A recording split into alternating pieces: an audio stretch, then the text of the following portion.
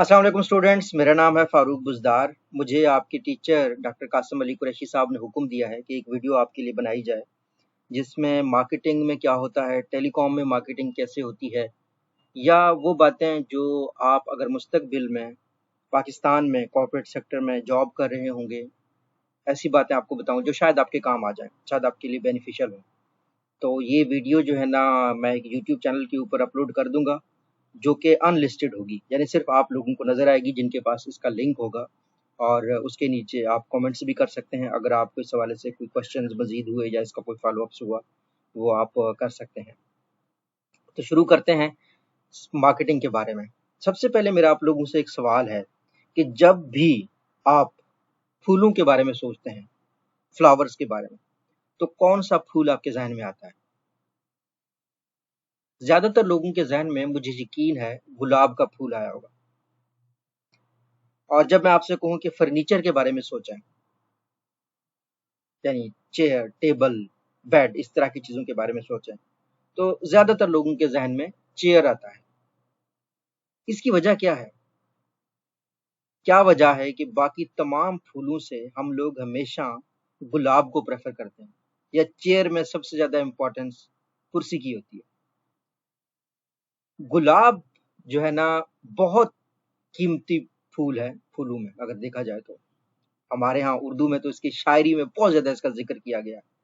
और शायरी में ज़िक्र के अलावा गुलाब के बहुत मेडिकल बेनिफिट्स हैं। गुलाब का ऑयल बिकता है, गुलाब के फूल की खुशबू होती है, तो गुलाब को बहुत ज़्यादा रोमांस की वजह से भी या रोमांटिक नॉवेल्स की वजह से भी बहुत ज़्यादा वैल्यू हासिल है।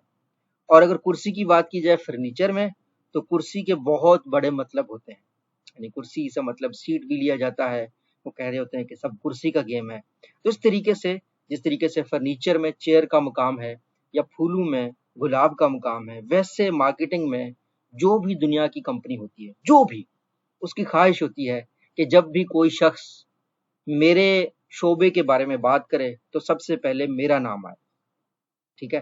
मिसाल के तौर पर अगर आप देख लें, पाकिस्तान में टेलीकॉम कंपनीज़ हैं, जो जैज़, टेलीनॉर, यूफ़ोन, ज़ोंग, इन सब की ख्वाहिश है कि जब भी पाकिस्तान का कस्टमर सबसे पहले सिम लेने का सोचे ना, तो उनके ज़हन में हमारा नाम आ जाए। फ़ोन की कंपनीज़ हैं, बार-बार इश्तिहार दे रहे होते हैं, जिसमें उनका यही होता है कि टीवी स्पॉन्सर करते हैं। पिछले दिनों पाकिस्तान में पीएसएल हुआ था, पीएसएल आप लोग देखते होंगे। तो उसमें आपने देखा होगा कि कुछ कंपनीज़ इश्तिहार दे रहे हैं। उसकी वजह क्या होती है? वो चाहते हैं कि लोगों को उनका नाम याद हो जाए। जब वो कोई चीज़ खरीदने जाएँ, तो लोग उनकी चीज़ को खरीदें। तो ये पहला स्टेप होता है किसी भी कंपनी का मार्केटिंग की दुनिया में। इसको अटेंशन बोलते हैं, यानी उनको फोकस चाहिए। पुराने ज़माने में लोग क्या करते थे? लोग ढोल बजाते थे, ठीक है? कि कोई नई चीज़, गाँव में कोई चीज़ आ जाए। जब ज़माना एडवांस हो गया, तो टीवी आ गए थे। तो टीवी पे बहुत ज़्यादा इश्तिहार आते थे और उसको above the line marketing, ATL कहा जाता था। और ज्यों-ज्यों ये ज़माना एडवांस होता गया, सोशल मीडिया, डिजिटल मार्केटिंग का दौर आता जा रहा है, तो आप देख सकते हैं कि डिजिटल मीडिया पे जब आप गूगल को एक्सप्लोर करते हैं, जब आप फेसबुक को एक्सप्लोर करते हैं, तो आपको टेलीकॉम कंपनीज़ के या मुख्तलिफ दूसरी कंपनीज़ के इश्तिहार नज़र आ रहे होंगे। तो ये पहला स्टेप होता है, वो ये चाह रहे होते हैं कि हम लोगों के ज़हन में आ जाएँ। दूसरा स्टेप होता है कि अच्छा, लोगों के ज़हन में तो आ गए, अब लोगों को ऐसा क्या दें कि लोग जो है ना हमें पसंद करें, हमें खरीदें। गुलाब की चाहे जितनी भी मार्केटिंग की जाए, चाहे जितनी भी प्रमोशन की जाए, चाहे जितना भी आपके ज़हन में गुलाब को बिठा दिया जाए, लेकिन जब तक गुलाब से खुशबू नहीं आएगी, जब तक गुलाब का जो है ना, जो जो जिसकी वज़ह से वो पहचाना जाता है, उसकी खूबसूरती की वज़ह से वो नहीं होगी, तो लोग पसंद नहीं करेंगे। कुर्सी की जितनी भी तारीफ़ की जाए, अगर वो कुर्सी कंफर्टेबल नहीं है, अगर उसके ऊपर काँटे रख दिए जाएँ, तो उस कुर्सी को कोई नहीं खरीदेगा। यही बात कंपनीज़ के बारे में भी होता है, कि कंपनीज़ का पहला स्टेप तो ये है कि जी हमने फ़ोकस लेना है, हमने लोग हमें पहचान जाएँ। दूसरा काम उनका होता है अच्छी सर्विस देना, यानी वो गुलाब जो खुशबू ना दे, जो सूख जाए, लोग उसको भी फेंक देते हैं। तो वैसे ही कंपनियों के साथ भी ऐसे ही होता है कि अगर सर्विस नहीं दे पा रही अच्छी, तो लोग उनको फेंक देते हैं। और सर्विस के साथ-साथ वो अगर वक़्ती तौर पर अपडेट नहीं होते, तो लोग उनको इस्तेमाल करना छोड़ देते हैं। तो जब भी आप में से कोई भी शख्स किसी भी कंपनी में जाएगा, उसका बेसिकली उसके 2 काम होंगे। उसकी जॉब के बेसिकली 2 दो मेन काम होंगे। ये वो काम है जो कभी भी नहीं बदलने वाले। एक काम ये है कि आपने अपनी कंपनी को नाम देना है, उसको मशहूर करना है, और दूसरा काम ये है कि आपने उस कंपनी को वैल्यूएबल बनाना है कस्टमर के लिए, वैल्यूएबल बनाना है कस्टमर के लिए। ठीक है, ये दो चीजें आपने ज़हन में याद रखनी है। अच्छा, जब आप चीज को वैल्यूएबल बनाते हैं तो उसके लिए ऑब्वियसली खर्चा भी आता है, वो मुफ्त में नहीं होता। ये मार्केटिंग के इश्तहारात, चाहे आप यूट्यूब पे देख रहे हैं, चाहे फेसबुक पे देख रहे हैं, चाहे टीवी पे देख रहे हैं, वो मुफ्त में नहीं आते। उनमें पैसा लगता है, कंपनी का पैसा लगता है, और कंपनी इस हवाले से बहुत मेहनत करती है कि अच्छा हम 2 रुपए लगाएंगे तो हमें 5 रुपए आएंगे। मैंने जिस तरीके से पहले आपको बताया कि दुनिया की हर कंपनी के दो मकसद होते हैं। एक होता है कि हमने जिंदा रहना है, प्रॉफिटेबल रहना है। ठीक है, कोई भी दुनिया की कंपनी ये नहीं चाहती कि मैं लॉस पे जाऊं। हत्ता कि जो खैराती इदारे हैं ना, वो भी लॉस बर्दाश्त नहीं कर सकते। जो खैराती इदारे हैं वो भी अगर अपने मुलाजमीन की तनख्वाह ना दे पाए, वो भी बंद हो जाते हैं। कंपनीज का तो बेसिक मकसद ही, हर कंपनी का बेसिक मकसद ही है कि वो प्रॉफिटेबल हो, वो मुनाफा कमाए। तो मार्केटिंग का भी कोई भी खर्चा होगा, कोई भी बजट होगा, उसमें वो चाहते हैं कि उनको मुनाफा होता रहे। वो कहीं पे भी पैसा लगाएं, उनको मुनाफा होता रहे। और इस हवाले से डिजिटल मार्केटिंग में बाकायदा आपको मार्केटिंग के बजट्स बनाने पड़ते हैं। आपको ये जब पता होना चाहिए कि आपको इश्तहार दे रहे हैं, उसको कितने लोग देख रहे हैं और कितने लोग आपकी चीज को खरीदने में आ रहे हैं। तो ये चीजें थी कि आपने वैल्यू एडिशन करनी है। पहली चीज ये है कि आपने अपने कंपनी की पहचान बनानी है, दूसरी चीज है आपने वैल्यू एडिशन करनी है। अच्छा, तीसरी चीज ये थी कि पुराने जमाने में लोगों के पास डाटा नहीं होता था, लोगों को मालूमात नहीं होती थी कि हमारी कस्टमर कौन है। वो ऐसे कोई चीज बनाते थे, मार्केट में छोड़ते थे। आज भी कुछ कंपनीज को, जिस तरीके से कोका कोला है, जिस तरीके से पेप्सी है, उनको हर बंदे का नहीं पता होता जो उनकी बोतल पी रहा है। उनको नहीं पता होता कि हाँ भाई, आपने किराने की दुकान में गए और आपने एक पेप्सी खरीदी। उनके पास डाटा नहीं है। लेकिन जो टेलीकॉम कंपनीज हैं, इनके पास डाटा है। इनके पास आपका डाटा है, आप में से कौन कौन सा पैकेज ले रहा है, कौन कौन सी नंबर पे कॉल कर रहा है, कौन कौन से नंबर पे मैसेज कर रहा है, कौन कौन सी वेबसाइट को देख रहा है। इस सब का टेलीकॉम को पता है। तो इसको, इससे, इस डाटा को वो इस्तेमाल करते हैं आपको बेहतर पैकेजेस देने के लिए, आपको बेहतर सर्विस देने के लिए। तो आप में से ज्यादातर लोगों को डाटा के बारे में भी पता होना चाहिए कि डाटा को एनालाइज कैसे किया जाता है, डाटा को समझा कैसे जाता है, हमारी कस्टमर बेस क्या है, हम उस बेस को कैसे उसकी खिदमत कर सकते हैं। तो ये जो है ना, आपके लिए आने वाले दिनों में बहुत ज़रूरी है। अगर आप में से किसी को मौका मिले पाइथन को सीखने का, उसको सीखें। डिजिटल मार्केटिंग को ऑनलाइन सीखने का, उसको सीखें। बहुत ज़्यादा आपको लोग इस तरीके के मिलेंगे जो आपको इन चीज़ों को सिखाएंगे। लेकिन बुनियादी तौर पर आपके जहन में एक बात लाजमी होनी चाहिए, वो ये है कि दुनिया की कोई भी कंपनी हो, उसका काम है प्रॉफिट में होना, दूसरा उसका काम है वैल्यू क्रिएशन, यानी दूसरों के लिए फायदा मंद होना। जब तक कोई कंपनी कस्टमर के लिए फायदेमंद नहीं होगी, तब तक उसका कोई फायदा नहीं है, तब तक लोग उसको इस्तेमाल ही नहीं करेंगे। अच्छा, अब हम थोड़ा सा इसमें एक और नेक्स्ट लेवल पे चले जाते हैं। नेक्स्ट लेवल क्या है? एक मामूली लूहा जो है ना, वो भी फायदेमंद होता है। लेकिन वही लूहा जब किसी दरवाजे में लगता है तो भी फायदेमंद होता है। एक मामूली लोहे का किलो अगर 100 रुपए में बिकता है, जब वो दरवाजे में लग के बिकेगा तो वो कितने में? 150 में बिकेगा। ठीक है ना? तो वो 150 में बिकेगा। लेकिन अगर वही लोहा जहाज में इस्तेमाल होता है तो वो कितने में बिकेगा? 10,000 में, 20,000 किलो के हिसाब से बिकेगा। यानी जहाज में जो लोहे का किलो लगता है वो 20,000 किलो में लगता है, और अगर दरवाजे में लगता है तो 150 रुपए का लगता है।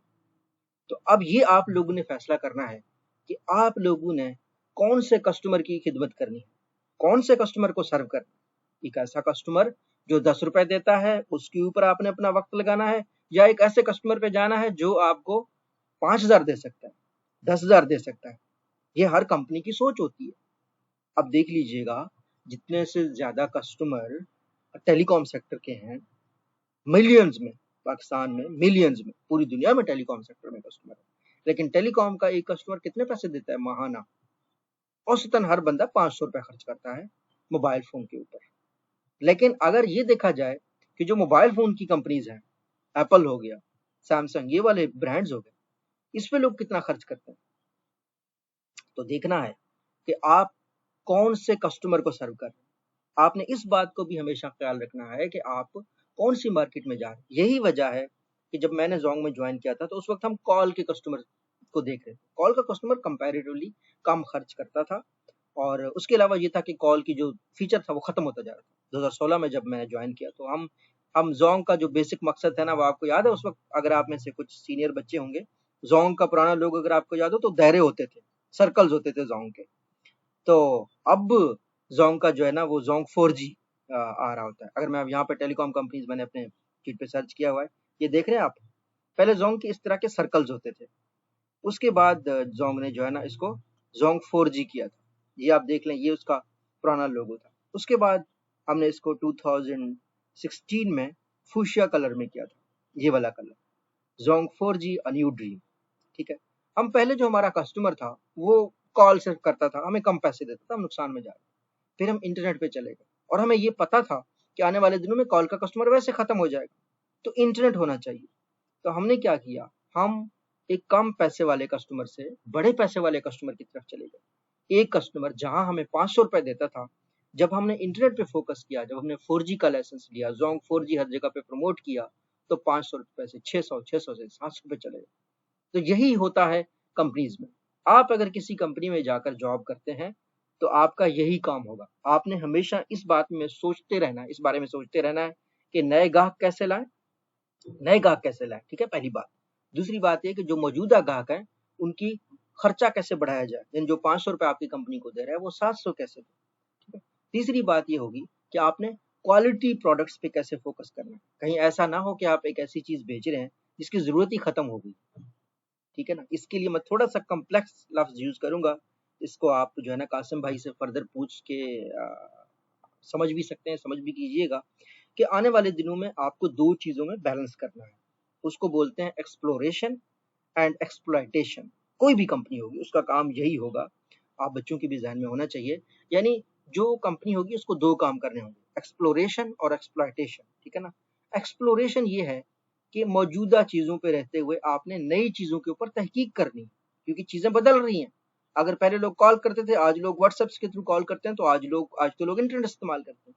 ठीक है, तो आपने नई चीजों पे खर्चा करना है, नई चीजें लगानी है, जो कि मुश्किल है। इस पे पैसा खर्च होगा, कमाई नहीं होगी, सिर्फ खर्च होगा, लेकिन वो आपको करना है क्योंकि आपके लिए जरूरी है जिंदा रहना। आप पुरानी चीजें तो खत्म होती जा रही है। दूसरी चीज होती है एक्सप्लॉयटेशन।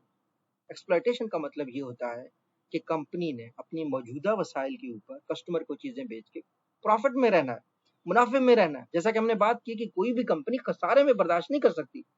तो कंपनी ने जहां जहां नई चीजों पे फोकस करना है, इन्वेंशन पे इन्वेस्टमेंट करनी है, वहीं कंपनी ने इस बात पे भी फोकस करना है कि वो जो है ना नई चीजों पे भी देखे, साथ साथ वो प्रॉफिटेबल हो, वो पुरानी टेक्नोलॉजी से फायदा भी उठाता रहे, उससे पैसे कमाता रहे, उसको बेचता रहे। ठीक है, आज अब मैं इसका खुलासा करता हूँ जो मैंने आपको बताया है। पहली चीज ये है कि हर कंपनी की ख्वाहिश होती है कि जब भी उसके शोबे के बारे में सोचा जाए तो सबसे पहले लोगों के जहन में वो कंपनी आए। इसको कहते हैं top of mind reminder, top of mind. ठीक है ना, अवेयरनेस। इसके लिए कंपनी इश्तहार चलाती हैं, बहुत मेहनत कर रही है। ठीक है, ये पहली बात है कि लोगों को पता चले हाँ एक कंपनी है। अगर एक, वो कहते हैं कि जंगल में मोर नाचा किसने देखा। ठीक है ना, अगर एक कंपनी को लोग जानते ही नहीं है तो उसकी तो कोई, कैसे लोग उसकी खरीदेंगे चीज को। ठीक है, पहला स्टेप मार्केटिंग का ये है कि मार्केटिंग इस बात को इंश्योर करती है, इस बात को यकीनी बनाती है कि लोग उसके बारे में जानते हैं। दूसरी बात, उसकी चीज मार्केट में मौजूद होनी चाहिए और ज्यादा फायदामंद होनी चाहिए दूसरों से। अगर ज्यादा फायदामंद नहीं है तो लोग नहीं खरीदेंगे। मैंने कहा ना, सूखे गुलाब को लोग नहीं खरीदते। तो आपको फायदामंद होना है, मार्केट में मौजूद होना। पहला स्टेप आपका क्या था, लोग आपको जाने। दूसरा स्टेप ये था कि आपने फायदामंद होना है, लोग आपको जाने। तीसरा स्टेप क्या था, जब लोग आपको जान रहे होंगे तो आपने क्या करना होगा, मुनाफा बख्श होना होगा। मार्केटिंग करनी होगी, उन लोगों तक पहुंचना होगा जो आपको पैसा दे सकते हैं, जो आपको मुनाफे में रख सकते हैं। ठीक है, और चौथी चीज जो हो जाएगी वो ये हो जाएगी कि आपने मुनाफे के साथ साथ अपनी मौजूदा टेक्नोलॉजी में मुनाफे के साथ साथ मुस्तकबिल का भी सोचना है। ये आप किसी भी कंपनी में जाएंगे उसके यही मसाइल होते होंगे कि अच्छा हम अपने कस्टमर्स को फोकस कैसे कर सकते हैं, हम ज्यादा कस्टमर को कैसे रीच सकते हैं, वैल्यू एडिशन कैसे कर सकते हैं। ठीक है, हाई प्रायोरिटी कस्टमर्स पे कैसे पहुंच सकते हैं, और नई टेक्नोलॉजी नई जगहों पे कैसे जा सकते हैं। अगर आप में से किसी का भी मुस्तकबिल में टेलीकॉम में इंटरव्यू होता है, अगर आप इंटरव्यू के लिए जा रहे हों तो आपने दो चीजें, यही चार चीजें जाननी है। यानी वो कंपनी क्या बेचती है, कितने लोग उसको जानते हैं, आप थोड़ा सा रिपोर्ट पढ़ के जाइएगा इंटरव्यू में अगर आप जॉब के लिए जा रहे हैं।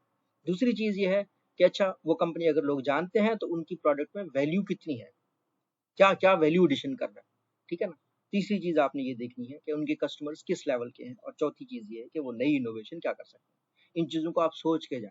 हो सकता है आपसे कोई पूछे कि हम बेहतर मार्केटिंग कैसे कर सकते हैं, हो सकता है कोई आपसे पूछे कि अच्छा हम वैल्यू एडिशन कैसे कर सकते हैं, हो सकता है कोई आपसे पूछे कौन सी ऐसी चीज़ है जो हमारी कंपनी नहीं कर रही जो हमें करना चाहिए। तो जब आप इन चारों चीज़ों को देखेंगे इंशाल्लाह आपको उन कंपनीज के मार्केटिंग के हवाले से पता चलेगी। मार्केटिंग एक बहुत आसान शोबा है अगर इसमें आपका शौक हो। मैंने कोशिश की है कि सिंपल से सिंपल अल्फाज में इस बात को एक्सप्लेन किया जाए। अल्लाह आप सबका हामी नासिर हो। उम्मीद है ये वीडियो मैंने आपका वक्त ज़ाया नहीं किया, आपकी ये जो बातें मैंने की हैं ये आपके काम आएंगी। अल्लाह आप सबका हामी नासिर हो। अल्लाह हाफिज़।